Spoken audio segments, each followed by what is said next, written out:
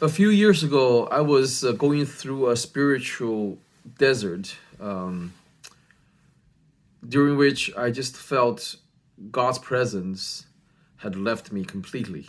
And I tried everything to reconnect with Him, praying, fasting, kicking and screaming, but none of these worked. It felt as if God had left me for good.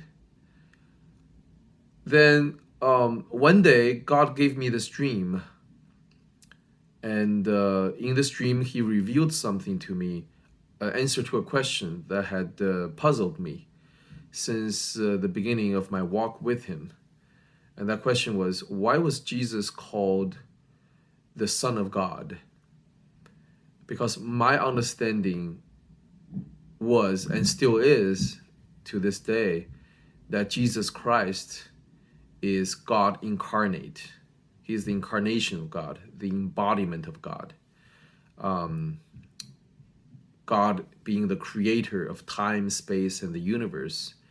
And 2,000 years ago, to save mankind and to atone the sin of mankind, God came into this world bound by time and space that He created and became a man, and walked among us.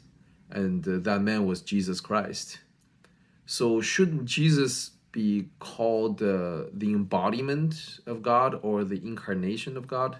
On those terms, more descriptive of who Jesus was? So that was my question. I wasn't thinking about that, during my spiritual dryness. This question never even crossed my mind during that time. But that night, for some reason, God revealed the answer to this question to me. And the answer is that every human being has two sex chromosomes, the X and Y. And these two chromosomes determines the gender of a baby. So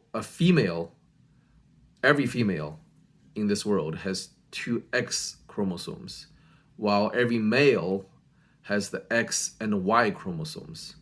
So you see that it's the Y chromosome that really determines the gender of a baby, whether he is male or female. And every X chromosome we inherit from our mother, from our the mother side of the family, and every Y chromosome we inherit from our father.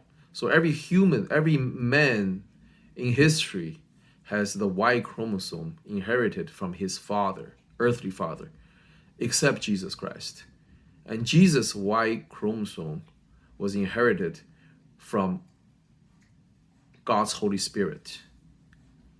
And that's why He is the only person in human history that can be called the Son of God. Also, His X chromosome was inherited from His human side, from Mary's side. And that's why He was also called the Son of Man. And when God revealed this to me, I knew it was God in the dream. And I just cried out to Him, whether I was screaming in my sleep out loud, or I just imagined myself screaming in the dream. I now cannot remember. But what I cried out was that, is that all you're going to just say to me? Is that, you're going to reveal this to me and just leave me like that, and just leave me?